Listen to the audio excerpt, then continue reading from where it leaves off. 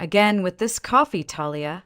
Grant's voice came from behind me, just as I opened the grinder lid. The beans were already hissing in the machine, releasing that familiar bittersweet scent. I froze with the scoop in my hand. He leaned over my shoulder, sniffed slightly, and said, "Didn't I tell you? The one in the red bag is better. This one's too acidic." I didn't answer right away. Instead, I poured the grounds into the French press slowly, watching the dark powder settle at the bottom like silt in a riverbed. "I like this one," I said quietly without turning around. "It's what I prefer." He sighed, pulled a mug from the drying rack, held it up to the light, inspecting it like it was some relic. "We really need to toss these soon. Look at the base, it's already stained." That mug had been a gift from my mom when I first moved into this apartment. I had forgotten it was even stained.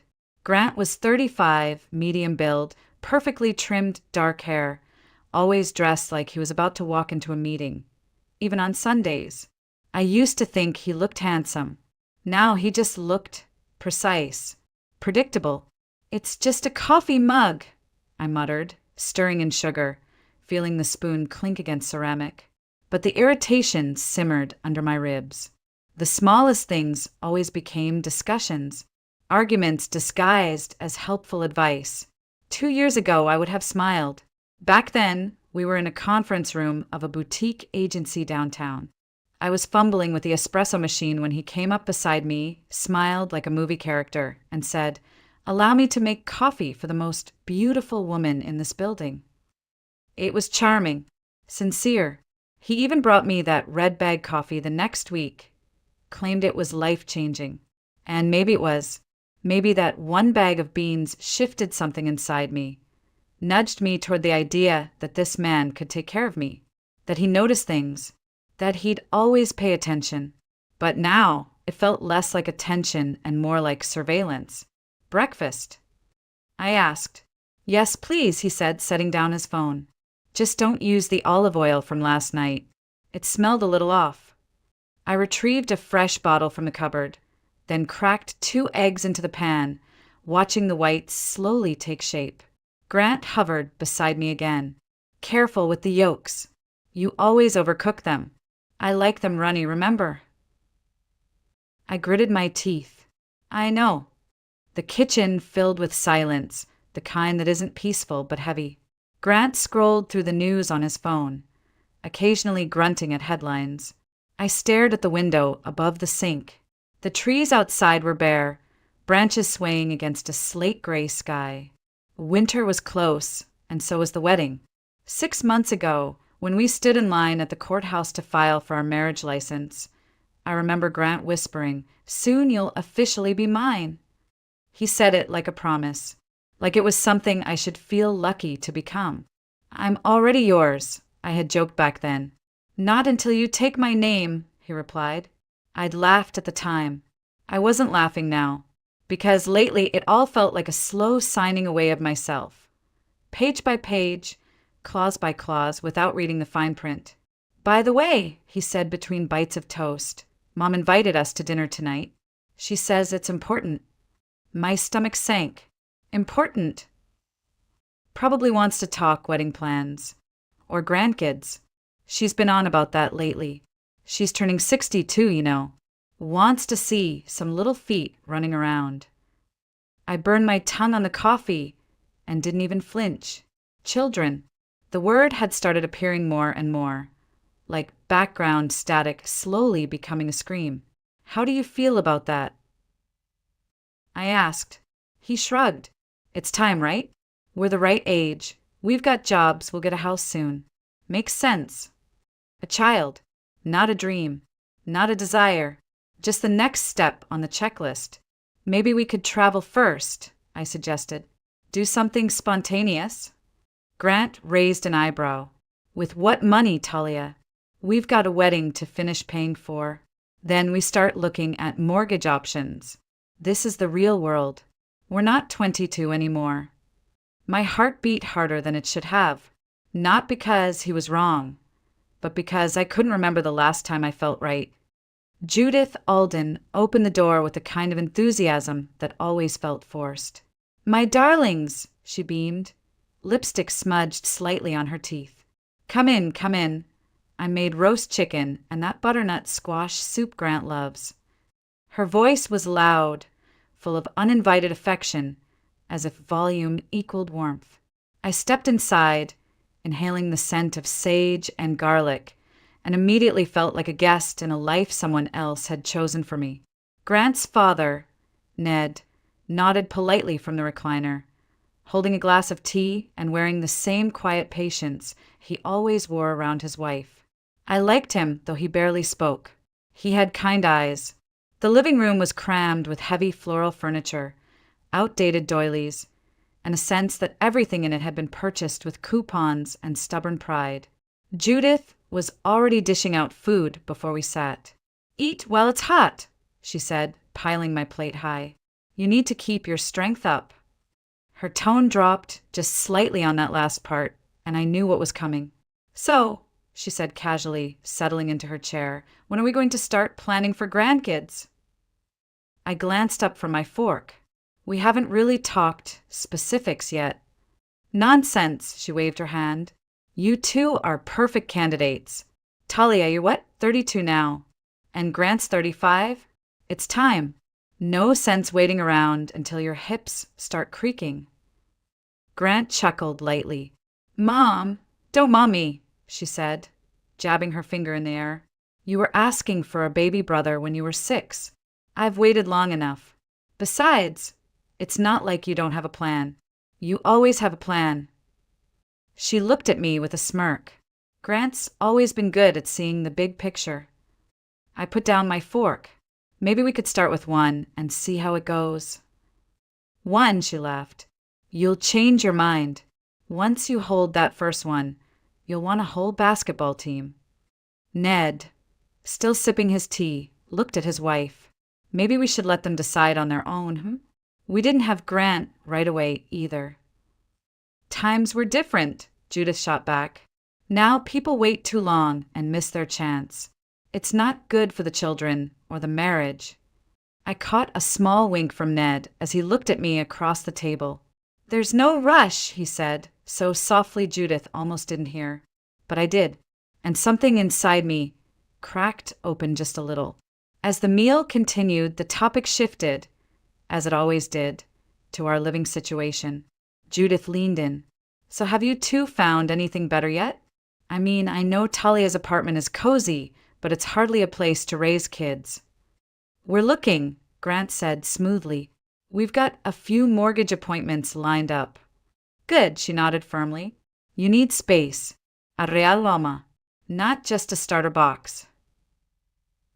I wanted to speak up, to say that I liked my apartment, that it was filled with books and light and memories, but instead I just sipped my water. Judith turned to me with a syrupy smile. Don't take this the wrong way, honey, but that little 1-bedroom of yours? It's cute for a single girl. You're about to be a wife, a mother. That place is a phase, not a future. It's my home, I said quietly. My grandmother left it to me.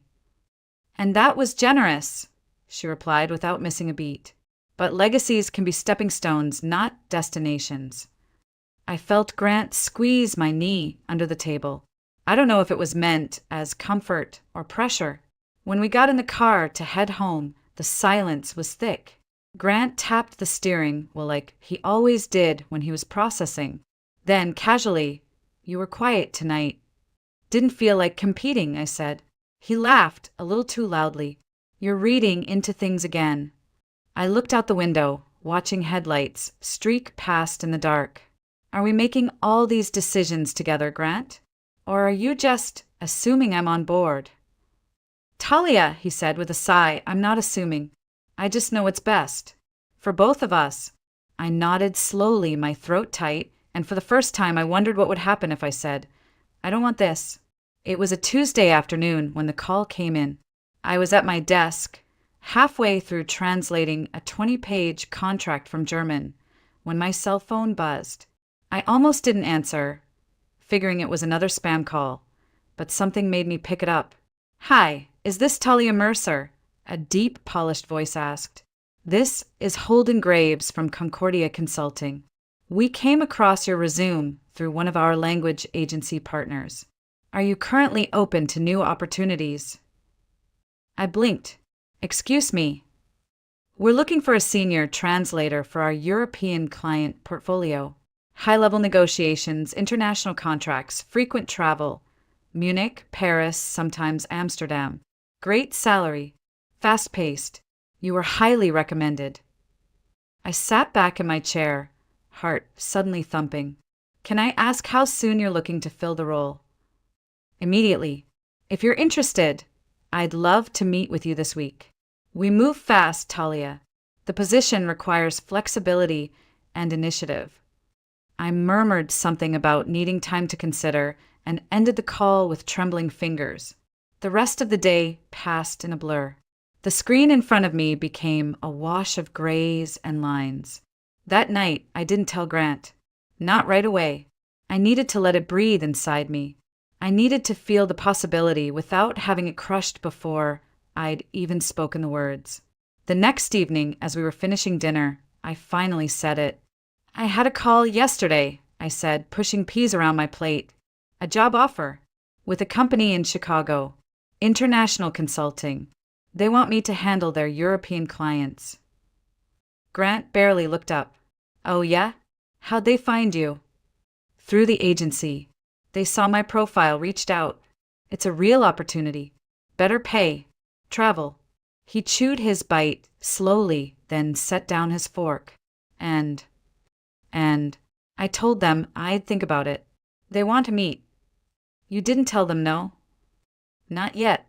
I wanted to talk to you first. That was a lie, but I said it anyway. Grant leaned back in his chair and gave me that look, the one that meant he was about to teach me something. Talia, we have a wedding in 3 weeks. We're looking at houses. My mom already booked the venue. You really think now's the time to be flying off to Germany? It wouldn't be forever, I said quickly. Just 1 or 2 trips a month. I could try it out. He scoffed. Try it out? What is this, a cooking class? We're building a life here. Together. Not chasing some pipe dream around Europe. I felt my hands clench under the table. It's not a pipe dream. It's the job I've wanted since college. And what about the family we're supposed to be starting? You gonna zoom into our future from a hotel room in Frankfurt? I stared at him, stunned by the sarcasm. You're making it sound ridiculous. It's not. It is, he said flatly. It's unrealistic. Selfish, even. What happened to the plan, Talia? House, kids, normalcy? You want to throw all that away for a passport stamp. Later that night, I sat on the edge of our bed, staring at my reflection in the darkened window. My own voice echoed in my mind. What if you said yes? What if you took the meeting? What if this wasn't running away, but finally running toward something that was yours? I called my mom. It was late, but she answered on the first ring. Hi, sweetheart. Everything okay? I hesitated. I got a job offer, a big one. International. Lots of travel. There was a beat of silence. And how do you feel? Excited. Terrified. And what does Grant think? I didn't answer. She exhaled slowly. Talia, you've always been the brave one. The one who dreamed in more than 2 dimensions. If this job scares you a little, it's probably the right one. I hung up and looked at the ceiling for a long time. Maybe this wasn't about breaking anything apart. Maybe it was about finally building something that looked like me. The following morning, I woke up to 3 missed calls and 1 voicemail from Marlene. Her voice was chipper and commanding all at once. Talia, darling, I found the perfect venue for your rehearsal dinner. And I scheduled a fitting for you at 3 p.m. tomorrow. Bridal Elegance on Main Street. Ask for Deanna. Oh, and no need to worry about shoes. I'll take care of those. She didn't ask if I had time, or if I liked the place, or if I'd even agreed to wear the dress she picked out last week. That week became a blur of appointments I never made. Cake tastings for flavors I didn't like. Table settings in shades of beige I'd never choose. Grant kept saying, "It's just easier to let her do her thing. My mom's been dreaming of this longer than we have." And every time I tried to raise a suggestion, like having a smaller reception or skipping the choreographed first dance, I was met with a version of the same line. "Talia, come on. You don't want to disappoint everyone, do you?" No one asked what I wanted. They just assumed I wanted what they did. 2 weeks before the wedding, we went to the courthouse to finalize our documents. While we waited in line, a young couple stood in front of us, maybe mid-20s, laughing and whispering like high school sweethearts. The girl turned around and said, "You guys getting married too?" I nodded. She grinned. "We've been together 3 years. Finally decided to make it official." 2 years for us, Grant said proudly. "Feels like the right time." "Do you live together already?" she asked me. "Yeah, 8 months now." She beamed. "That's great. We can't wait to move in together. Breakfasts in pajamas, movie nights. It's going to be amazing." I smiled politely but felt a pang, jealousy maybe, or regret. I couldn't remember the last time I had felt that kind of unfiltered joy. Not since we started planning. Not since everything became a list of deliverables. When it was our turn, the clerk asked, "Will you be changing your last name, Ms. Mercer?" Before I could answer, Grant spoke up. "Of course she will. She's going to be a Campbell." The woman looked at me over her glasses. I need the bride to answer. I forced a smile. "Yes, I'll change it." Afterward, Grant looked confused when I didn't hold his hand in the parking lot. "What's wrong?" he asked. "It's just a name, Talia." But it wasn't. It was the first page of a new chapter written by someone else. At the next wedding meeting, Judith brought in a clipboard with a full itinerary. Ceremony starts at 4, then cocktail hour, then dinner. I spoke with the DJ. He'll play Endless Love for your first dance. "I don't really dance," I said. "Grant doesn't either." "Nonsense," she snapped. "Everyone dances on their wedding day. It's tradition." "Maybe we could just keep it simple." "Talia, sweetie," she cut in, "this is the biggest day of your life. You want it to be perfect." But I didn't want perfect. I wanted real. I wanted something that still felt like mine. Later that night, I sat on the couch flipping through the wedding binder Judith had assembled. It was thick with glossy pages, color swatches, and price tags. My name was on every page, but none of the choices were mine. Grant came in and sat beside me. "What are you thinking about?" he asked. "That couple at the courthouse," I said. "The way she talked about breakfast in pajamas." He smiled. "That's cute. Young love." "Is that not what we have?" I asked.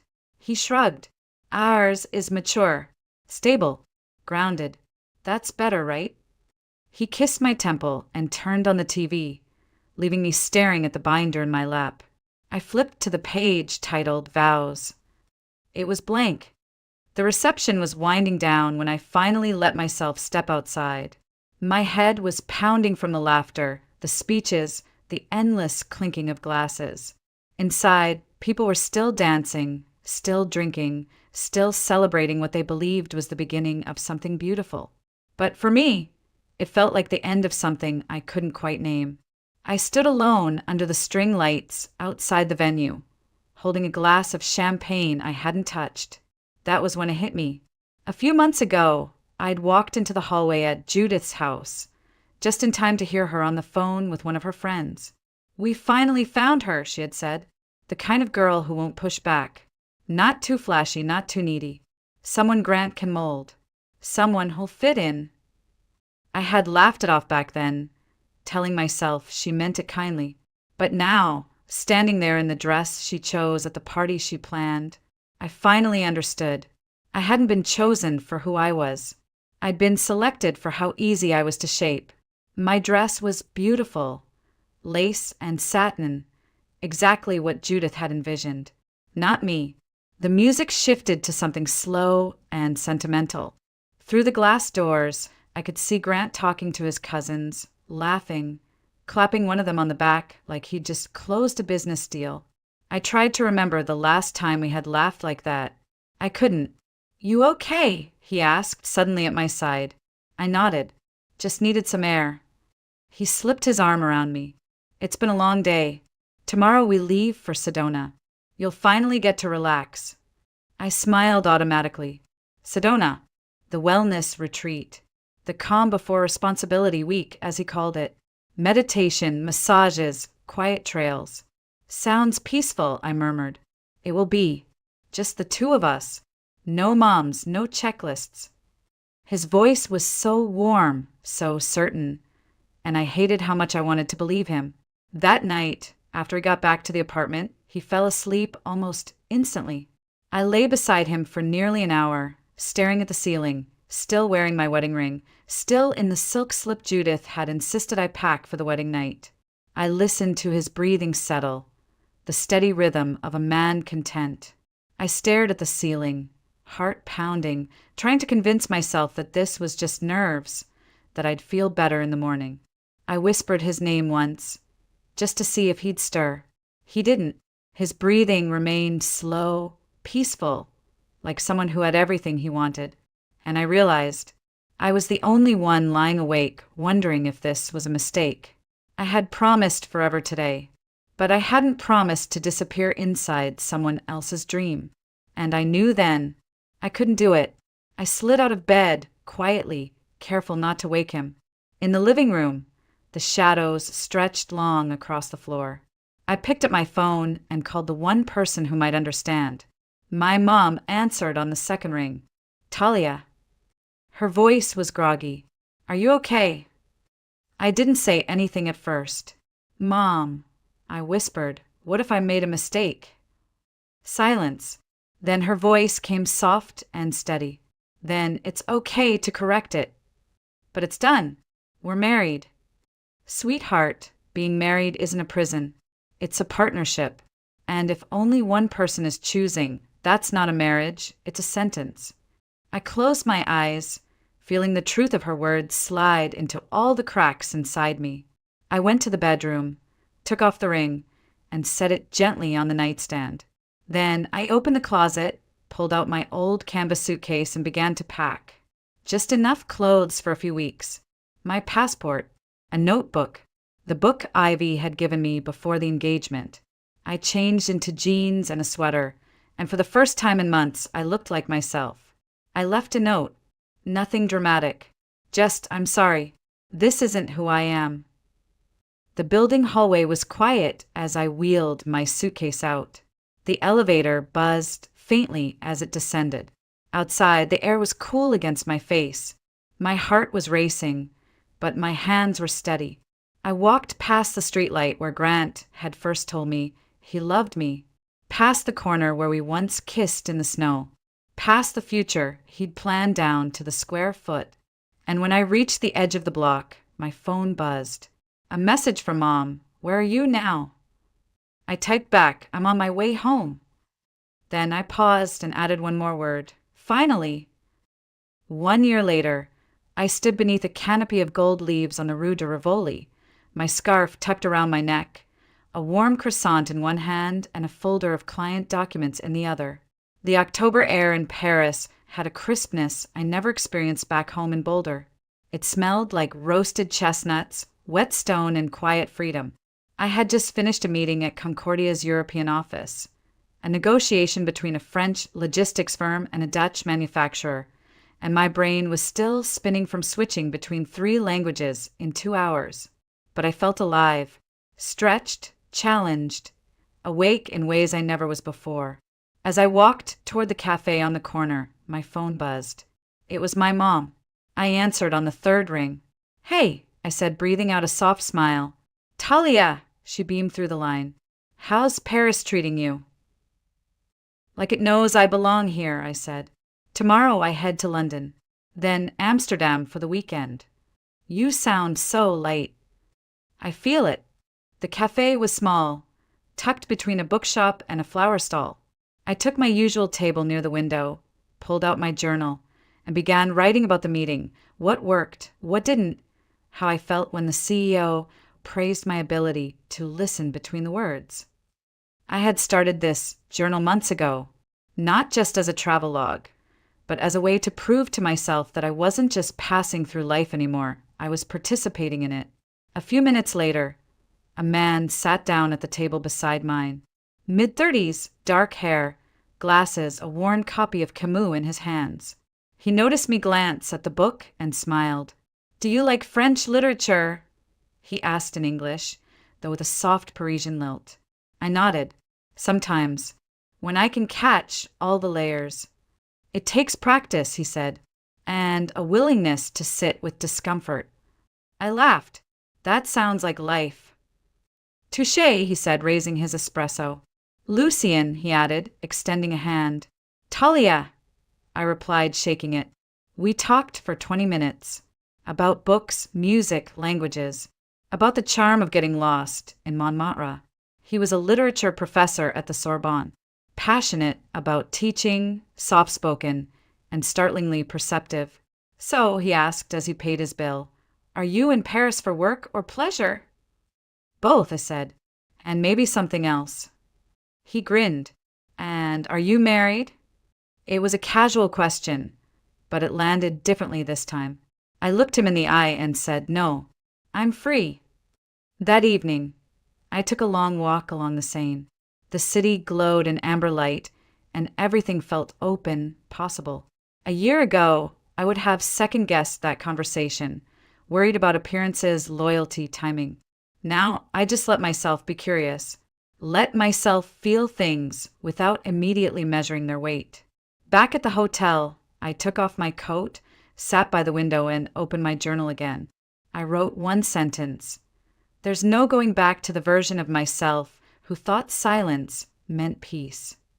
The next morning, as my taxi pulled away from the curb, I glanced at my phone. A text from Lucien. "Bon chance, a laundress. Let me know when you're back. Paris has more to show you."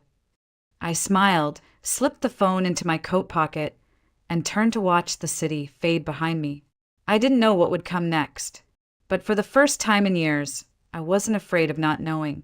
I was finally living the life I used to only imagine. Not the one someone had designed for me. Not the one that fit on a checklist or made others proud. This one was messy, thrilling, uncertain, and entirely mine. It was late one night in Amsterdam, rain tapping against the window pane, the room dim except for the golden glow of a reading lamp, when I found myself writing a letter I never planned to send. I hadn't thought about Grant in weeks, not consciously, but that night, after another client dinner and a quiet walk back to the hotel alone, something in me needed to lay the past down in words. I opened my journal to a blank page and simply wrote, "Dear Grant," not to accuse, not to justify, just to understand. We both know I vanished. One day you were married and the next I was gone. I've imagined 100 versions of what you must have felt waking up to the ring on the nightstand and a silent apartment. Maybe you were angry. Maybe you were humiliated. Maybe you told your mother it was temporary, that I'd come to my senses. But I didn't, because something had already broken long before I walked out that door. I paused, then kept going. You didn't hit me. You didn't scream. You didn't lie or cheat or leave bruises. But you built a cage with kindness, with logic, with expectations so tight I couldn't breathe. You loved a version of me that was convenient, predictable, pliable, polite. I played along for a while because it was easier than confronting the quiet truth. You never really saw me. When I told you about the job in Chicago, you smiled like a parent indulging a child's fantasy. When I said I wanted to keep my name, you looked at me like I had failed a test. Every time I offered a piece of my dream, you held it like it was a mistake I was making and corrected it. And maybe I let you. Maybe I helped build the cage, one silent compromise at a time. But something shifted the day we signed those marriage papers. I looked at the blank space where my name used to be and I felt erased. I stopped to breathe. The room was utterly quiet, the kind of quiet you can only find far away from everything familiar. I don't hate you, Grant. In fact, I hope you're okay. I hope you're happy, truly happy, with someone who fits better. Someone who wants the life you want. and doesn't question it every night while staring at the ceiling. I'm not bitter anymore. I'm just grateful. Grateful that I listened to the voice inside me that had been whispering for years. Grateful that I left before I became a stranger to myself. Grateful that the version of love I have now, between myself and the world, between myself and possibility, is real. I signed the letter without a name, just an open space. Then I folded it, slipped it into an envelope, and placed it in the bottom drawer of my suitcase. No stamp, no address, just closure. That night I slept without dreams. In the morning, I woke early and walked along the canal, the mist curling over the water like a breath. Tulips were beginning to bloom in the flower carts. A couple walked by with matching scarves, their laughter bouncing softly off the brick walls. And as I watched them, I didn't feel envy or loss. I felt stillness. Sometimes healing isn't loud. It's not a grand gesture or a dramatic finish. Sometimes it's a letter you never send, and a silence that no longer hurts. The first time I returned to Boulder, it was spring. The city hadn't changed much. Same red brick buildings, same scent of pine in the air, same mountains looming gently in the distance like quiet guardians. But I had changed, and I knew at the moment I stepped off the plane. I had come back to visit my mom, who had just recovered from knee surgery. She insisted she didn't need help, but when I offered to cook dinner for the week, she lit up like it was Christmas.